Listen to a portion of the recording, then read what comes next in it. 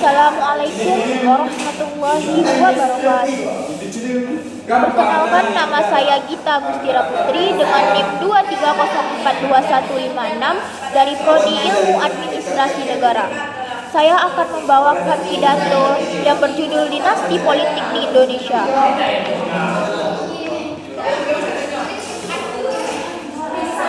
Assalamualaikum warahmatullahi wabarakatuh. Yang terhormat Ibu Nora Eka Putri selaku dosen ilmu politik dan teman-teman yang seperjuangan.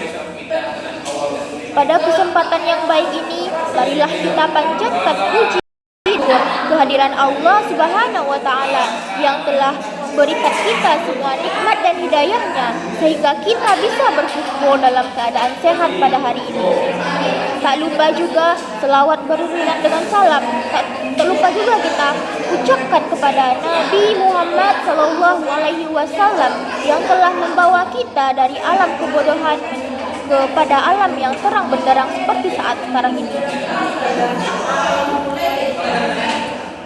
Pada kesempatan hari ini, saya akan membawakan pidato yang berjudul Dinasti Politik di Indonesia.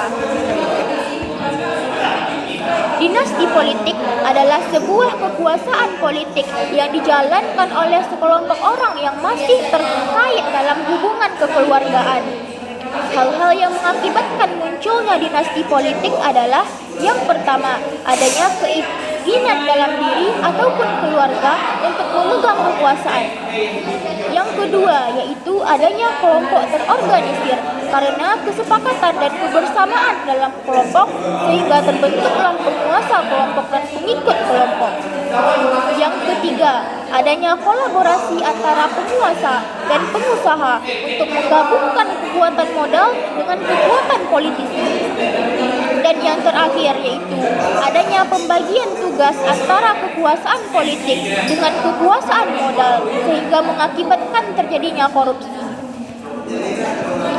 Contoh dinasti politik di Indonesia yaitu Atut Khosyah, mantan gubernur Banten yang ditangkap KPK. Tubagus Hairul, adik tiri wali kota Serang yang terjerat korupsi. Airin Rahmi, adik ipar Atut Khosyah yang menjabat sebagai wali kota Tangerang Selatan juga terjerat kasus korupsi. Kemudian Gubernur Jambi Zulkifli Nurdin terjerat korupsi. Menantunya wali kota Bupati Ngoro Jambi juga terjerat kasus korupsi, dan anaknya Zumi Zola yang menjadi Gubernur Jambi juga terjerat kasus korupsi. Contoh lainnya yaitu Presiden Jokowi sebagai Presiden Indonesia, anaknya Gibran Rakabuming Raka sebagai wali kota Solo, dan menantunya Bobi Nasution menjadi wali kota Medan.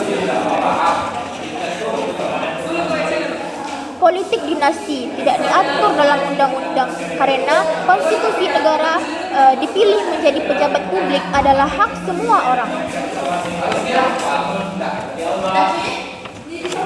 Dampak yang dikhawatirkan pada dinasti politik yaitu: yang pertama, sirkulasi kekuasaan hanya segelintir orang.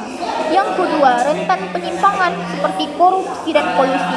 Menurut KPK, dinasti politik yang telah ada di beberapa daerah menjadi pintu masuk korupsi. Dan yang ketiga yaitu lemahnya kontrol kekuasaan. Sekianlah pidato dari saya mengenai dinasti politik di Indonesia. Bila terdapat kesalahan kata, saya mohon maaf. Wabillahi taufiq wal hidayah. Wassalamualaikum warahmatullahi wabarakatuh.